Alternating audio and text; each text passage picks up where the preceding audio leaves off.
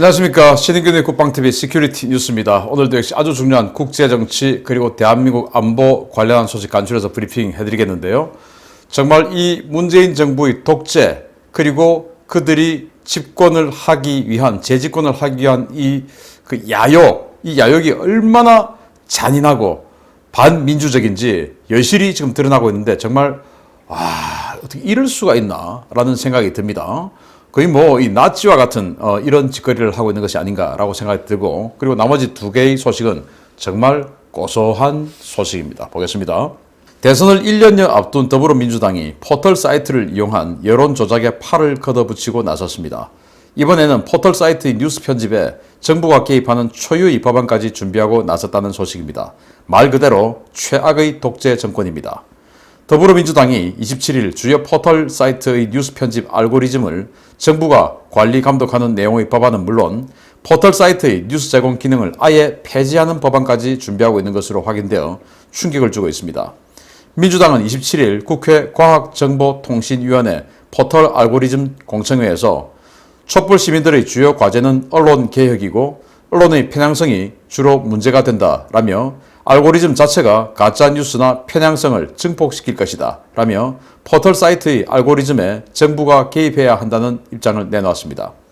네이버 부사장 출신인 윤영찬 민주당 의원은 여기에 한술 더 떠서 차라리 뉴스를 사람이 편집하는 것이 낫지 않느냐, 사람에게는 왜 그렇게 편집됐는지 물어볼 수라도 있지 않은가 라며 AI 알고리즘을 폐지하자고 주장했고, 정필모 의원은 포털의 뉴스 제공 기능을 없애고 단순 검색 기능만 남겨야 한다라는 황당한 주장을 내놓았습니다. 민주당은 이미 이러한 주장들을 담은 다수의 법안들을 국회에 제출한 상태인데요. 여당이 포털에 이토록 날을 세우고 있는 이유는 최근 포털 사이트 뉴스란에 정부와 여당의 부정부패와 사건 사고들이 연일 도배되며 문 장관과 민주당에 대한 지지율 하락을 견인하고 있다는 판단 때문입니다. 이 정권은 법무부 장관과 검찰총장의 승인을 받지 않으면 검찰이 정권 인사들에 대한 수사를 할 수 없도록 검찰청 조직 개편안을 최근 수립해 국무회의에 상정해 놓은 상태인데요. 선거를 앞두고 이루어지는 검찰 무력화와 언론 장악을 보며 이 나라가 정말 21세기 자유민주주의 대한민국이 맞는지, 어떻게 이런 초법적 독재의 광풍이 몰아칠 수 있는지 개탄스럽습니다. 여러분들 네이버 다음 많이 보시죠? 자, 여기에 알고리즘이라는 게 있습니다. AI 알고리즘. 사람이 이 어마어마한 뉴스들을 또 이 용자들을 다 처리를 해낼 수가 없죠. 그러면 인건비 때문에 이 회사들이 이제 견딜 수가 없게 되죠. 그래서 AI가 알고리즘을 이제 만들어서 이렇게 하는데, 그 알고리즘은 뭐냐면은 여러분들 그 유튜브도 마찬가지입니다. 어떻게 하냐면은 이제 여러분들이 평소에 즐겨보는 뉴스, 즐겨보는 장르, 주제 이런 것들이 있을 겁니다. 그러면은 AI가 이 사람은 요즘 이런 것에 빠져 있구나. 그래서 저는 요즘 이 전원생활 같은 데 관심이 많아가지고 전원생활 이런 거 많이 봅니다. 그러면 이 신인균이 이 휴대폰은 또는 이 컴퓨터는 전원생활 관련한 거. 그러면 예를 들어서 촌집이라든지 아니면은 채소 가꾸기라든지 또는 이런 것들을 관심이 있구나. 또 캠핑 용구라든지 아웃도어 용품이라든지 이제 그렇게 해서 그런 뉴스들 또 그런 제품들을 막 띄워주는 겁니다. 그래야 이제 그걸 보고 뉴스를 클릭 또는 기사를 클릭 또는 광고를 클릭할 가능성이 높죠. 그걸 이제 AI 알고리즘이라고 하는데, 그러면 이제 예를 들어서 나는 이 국제정치 관련한 관심이 많아요. 그래서 저는 이제 뉴스를 보면 항상 이 국제정치 관련한 뉴스가 제일 상단에 뜹니다. 휴대폰이나 이 컴퓨터에서 이 AI가 인식하는 것이죠. 이 휴대폰 그리고 이 컴퓨터는 주로 국제정치 관련한 뉴스를 많이 검색하구나. 그러면은 편리하게 이걸 상단에 띄워줘야지 해가지고 이제 이걸 띄워줍니다.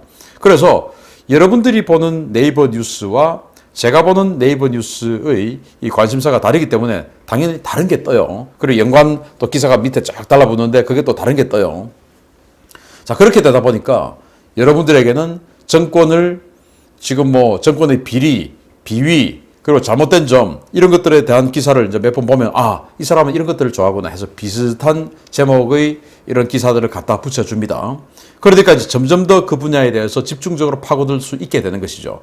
그 윤영찬이가 주장하는 게 그거 없애자. 사람이 하게 하자. 사람이 하게 하면 왜 그랬는지 물어볼 수도 있지 않느냐. 이 말이 뭐냐면은, 너 그러다가 죽는 줄 알아?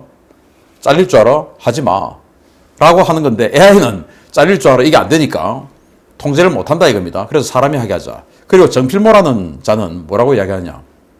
아예 네이버나 다음 같은 포털의 뉴스 검색 기능을 없애자.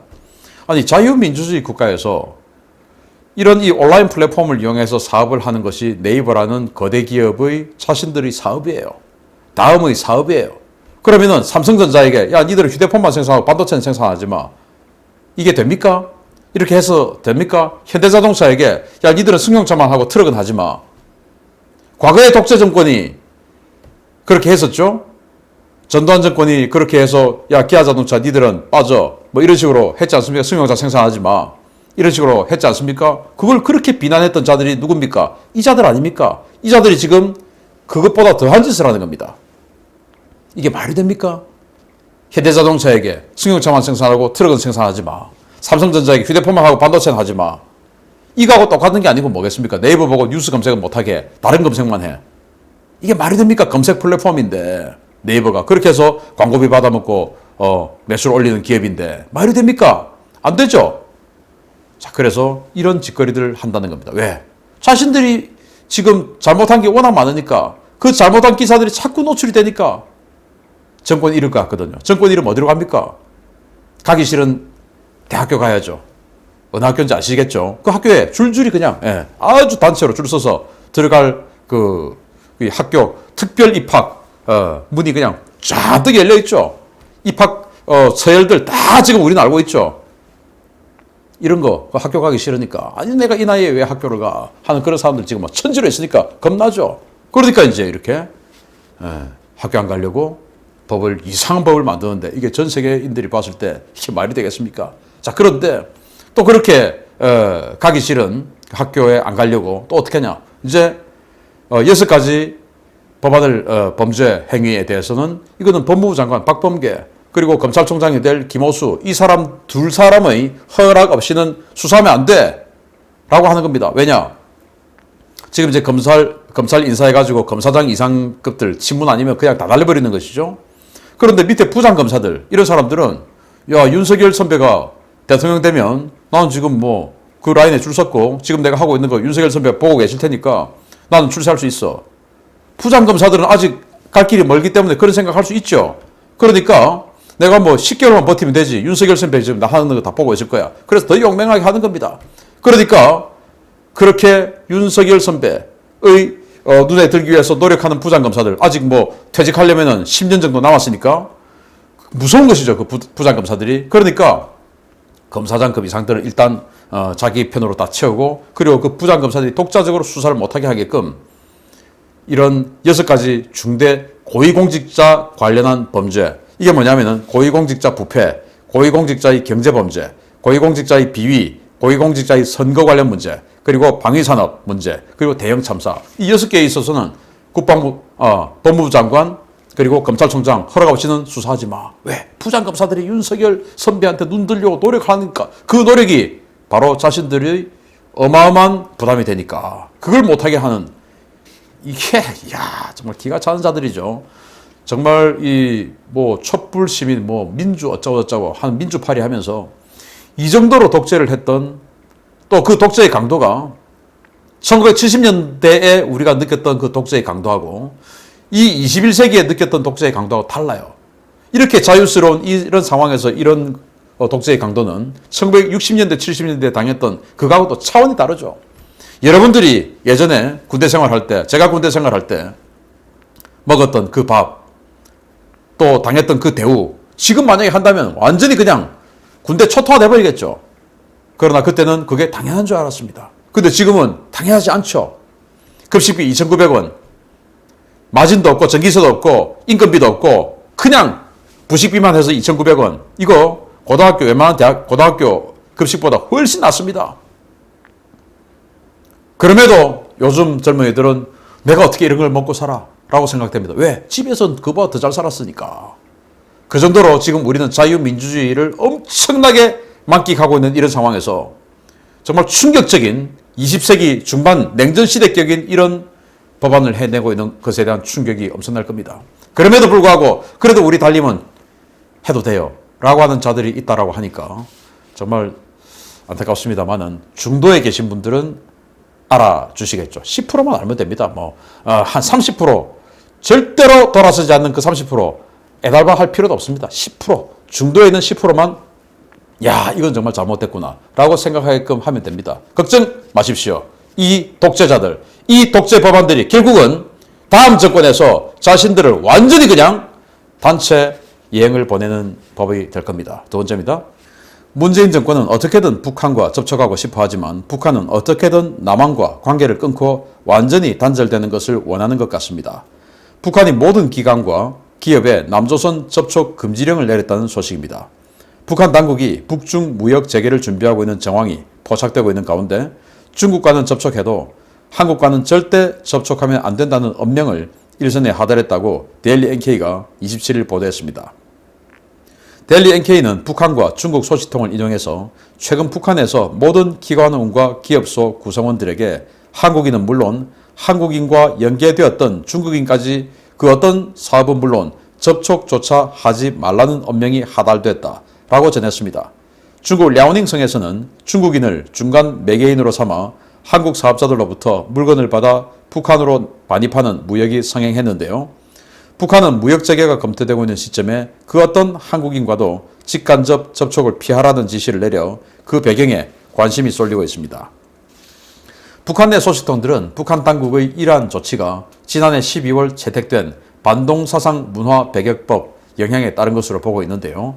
북한 당국은 어떤 경로로든지 한국과 직간접적으로 접촉할 경우에 한국의 정보 그리고 문화 콘텐츠 등이 어떤 형태로든 유입되는 것을 우려하고 있는 것으로 전해졌습니다. 북한 당국의 이러한 조치에 따라 이제 중국 등 제3국 연락책을 통한 대북 접촉은 더욱 어려워질 전망인데요. 어떻게든 멀어지고 달아나려 하는 북한을 잡지 못해 안달인 문재인 정권, 짝사랑도 정말 이런 수뇌보가 없는 것 같습니다. 야 문재인 묻히지 마 이제 이거죠. 들었다 묻히지 마. 개 묻으면 병 걸려 이건 거죠. 그래서 한국인 기업 또는 한국인 공작원 이런 거 직접 접촉하지 말고 또 그 한국이랑 관계 있는 중국인도 만나지 마. 이런 거예요. 왜? 문재인 묻을까 봐 라는 겁니다. 그래서 이제 이 한국의 문화, 정보 이런 것들이 들어오면서 그게 이제 정권의 가장 취약한 점으로 들어와서 공격을 하는 것이 밑바닥에서부터 야 우리가 알기로는 남조선은 굉장히 불행하게 살고 있는데 얘들 왜 이렇게 표정이 밝은 거야? 야 우리는 전기도 없이 이렇게 사는데 남조선은 저렇게 전기가 많아. 야 우리는 밥도 못 먹고 있는데 남조선은 저렇게 그냥 음식물 쓰레기를 마구마구 버리네. 남조선 애들은 왜 저렇게 예뻐? 남조선 남자들은 왜 저렇게 잘생겼어? 야 저 빨간색 차 봐. 이제 이런 거죠. 그러니까 이 북한 사람들에게 그동안 세뇌를 시켜와서 남조선은 정말 해방시켜줘야 할 대상이다. 그런데 남조선을 해방시켜주려고 하니까 미국이라는 승냥이 같은 놈들이 남조선을 집어삼키고 있고 그래서 남조선 정권은 그 미국의 똥꼬를 핥는 괴뢰 정권이기 때문에 일단 남조선을 해방시키려고 하면 미국 저놈들부터 쫓아내야 돼. 그리고 나서 남조선을 해방시켜야 돼. 이게 북한이 지난 70년 동안 해왔던 세뇌예요. 그런데 그게 아니라는 정보들이 북한으로 들어가고 있는 겁니다. 그래서 그게 이제 김정은 정권에는 굉장히 무섭다. 왜? 정보가 이제 너무나 다양하게 들어오니까 그 다양하게 들어오는 것들 중에서 국경을 통해서 들어오는 무역 루트를 통해서 들어온다. 그러니까 아예 이제는 그 어떤 남조선하고 관계되는 그것이 우호적인 것이라 할지라도 무조건 두 단계만 거쳐도 남조선이 만약에 그 뒤에 있다면 만나지 마. 그 중국인까지도. 라고 하는데 이번 한미 정상회담에서 북한과 굉장히 잘 될 것처럼 거짓말하고 떠들어댔던 문재인 정권이죠. 그런데 사실은 북한에서는 문재인 묻을라. 똥 묻을라 그것입니다. 문재인 묻을라. 절대 묻히지 마. 라는 엄명을 내렸습니다. 자, 세 번째 소식은 더 고소합니다. 외교왕 문재인이 지난 정상회담의 성과로 그토록 선전했던 P4G 서울 정상회의 바이든 참석이 결국 무의로 돌아갈 것으로 보입니다. 회의가 이틀 남았지만 미국은 청와대 바이든 참석 여부조차 알려지지 않고 있다는 소식입니다. 문재인 대통령이 오는 30일부터 31일 이틀간 화상으로 주최하는 P4G 녹색 미래 서울 정상회의에 바이든 대통령이 참석할지 여부가 아직도 결정되지 않아 청와대가 고심하고 있다고 조선일보가 보도했습니다. P4G 정상회의는 문재인 정권이 국내 유치를 대대적으로 선전했던 최초의 환경 분야 다자간 정상회의인데요. 당초 지난해 6월 개최될 예정이었지만 코로나 사태로 한 해 연기되었고 올해는 11개 회원국과 40개 협력국, UN, 국제통화기금 등 20개 국제기구의 정상급 인사들이 참석할 예정이라고 선전된 바 있습니다. 문재인은 지난 21일 한미 정상회담에서 바이든 대통령이 이 회의에 화상으로 참석한다고 선전한 바 있는데요. 미국은 회의를 이틀 앞둔 지금까지도 바이든의 참석 여부를 통보하지 않았고 정상회의임에도 참석 인사의 격을 존 케리 기후 특사급으로 낮추겠다는 뜻을 전해온 것으로 알려졌습니다. 이번 회의에는 청와대의 선정과 달리 정상급 인사들이 거의 참석하지 않을 것으로 보이는데요. 이미 일본과 유럽은 정상 대신 장관급 인사의 참여를, 중국은 시진핑 대신 리커창 총리를 화상으로 참석시킬 예정인 것으로 전해졌습니다. 이번 회의는 문재인 정권의 외교 수준을 가늠하는 자리로 외교가의 주목을 받아온 바 있는데요. 다자간 정상급 국제회의 참석자와 행사 계획을 개최 이틀 전에도 확정하지 못해 전전긍긍하는 청와대. 정말 외교왕, 협상왕 보유국다운 모습입니다. 외교왕님이죠. 협상왕님이죠. 이 님께서 한미 정상회담 할 때 모두 발언에서 뭐라고 이야기했냐. 이렇게 이야기했습니다. 화상으로 참석하시기로 한 바이든 대통령님께 다시 한번 감사드립니다. 라고 이야기했던 게 바로 이 P4G입니다. 이게 뭐냐면은 이제 녹색 미래 라는 그 레짐인데 이거 이제 서울에서 작년에 하기로 유치를 했던 거죠. 그래서 과거에 뭐 우리가 G20 정상회담 개최한다 해가지고 엄청나게 홍보하고 했던 적 있지 않습니까? 뭐 그런 겁니다. 근데 G20하고는 이 격이 완전히 좀 다르지만 많이 낮지만 어쨌든 이 기후 그리고 이 바이든 정부가 가장 지금 역점적으로 추진하고 있는 게 기후 문제, 탄소 배출 문제 이런 거 아닙니까? 트럼프 정부는 파리 기후 협약에서 빠져나와 버렸죠. 그런데 바이든은 선거할 때부터 나는 내가 대통령이 되면 가장 먼저 할 일을 다시 파리 기후 협약에 들어가는 거야 라고 했을 정도였죠. 그리고 기후 특사라는 걸 임명했죠. 존 케리. 그러니까 대선 주자급이죠. 그런 사람을 기후 특사로 임명할 정도로 미국이 이 분야에 굉장히 역점을 두고 있는 분야예요. 그런데 아니 정상회담 할 때 바이든 대통령님께서 직접 참석해 주시기로 하셔서 감사드립니다. 라고 했는데 바이든은 지금도 참석한다 안 한다 말 안 하고 바이든 대통령 대신 존 케리 기후 특사 참석시킬게 라는 의사를 전달해 왔는데 그 존 케리조차도 참석한다 안 한다가 결정 안 됐다라는 겁니다. 아 내가 왜 그렇게 해야 돼? 싫어. 바쁜데 아이 정말 나 자하고는 뭐 묻기 싫어. 이제 이거 아니겠습니까? 그래서 분명히 선전을 하기에는 11개 회원국, 40개 협력국, 그리고 20개 UN 같은 이런 정상급 국제기구의 정상들 이렇게 이야기를 했는데 지금 여기 참석하겠다고 한 데가 어디냐? 중국 리커창 총리, 그리고 덴마크 총리. 정상급은 이 두 명입니다. 그리고 리커창은 진정한 정상도 아니죠. 그렇게 이 두 개뿐이고 나머지는 아니 모레 지금 하는데 아직도 어떻게 될지 모르면 RSVP 빨리 보내줘야 의전 서열 챙기고 그럼 모두 발언 서열 챙기고 다 할 거 아닙니까? 이 정도로 국제무대에서 지금 문재인 정권이 대한민국을 완전히 그냥 바닥으로 내려 꽂아버렸죠. 그걸 풍조한 게 바로 크랩 케이크 아닙니까? 크랩 케이크 뭡니까? 야 꺼져! 아씨 싫어 꺼져! 라고 했는데도 얼쩡거리면서 절대 꺼지지 않는 배신자, 찌질이 그걸 크랩 케이크라고 한다고 이제 미국의 어느 사전에 나와 있죠. 슬랭 사전에. 바로 크랩 케이크라는 것을 정확하게 보여주는 겁니다. 아, 저 크랩 케이크 따위가 하는 거 내가 왜 거기 참석해가지고 바쁜 시간 쪼개서 화상 회의하고 남들 하는 거 다 들어줘야 되고 이제 직접 참석하는 게 아니고 코로나 때문에 다 화상으로 해요. 그럼 자기 집무실에서 그냥 하면 되는 겁니다. 그런데도 일단 거기 참석하면 남들 이야기 다 할 때까지 그 화상 오프하면 안 되니까 싫은 거죠. 왜? 이 사람한테 그 정도 안면을 유지해야 할 가치가 없다라는 겁니다. 이명박 대통령, 박근혜 대통령이 만약 했으면 아마 화상인데 코로나도 관계없으니까 이거 다 채웠을 겁니다. 왜? 저 사람하고는 친하게 지내야 이익일 것 같거든요. 이명박 대통령이 국제회의에 가면 과거에 정말 그 주변에 다른 나라 정상들이 들끓었습니다. 여러분들 기억하실 겁니다. 박근혜 대통령이 국제회의에 가면 정말 미국 대통령만큼이나 많은 사람들을 몰고 다녔습니다. 그런데 문재인은 어떻습니까? 오직 자기 혼자 서 있죠. 자기가 다가가지도 않고 문재인에게 다가오는 사람도 없습니다. 이게 대한민국이 불과 4년, 5년 만에 내려 꽂은 현실입니다. 그럼에도 불구하고 대한민국의 30%는 우리 달림이 최고야 라고 하는데 따로 가서 정말 사는 모습 보았으면 좋겠는데 그럴 수 없으니까 정말 안타깝습니다. 어쨌든 달림의, 협상왕의, 외교왕의 민낯을 그대로 보여주는 이 사건 고소합니다. 마치겠습니다. 감사합니다.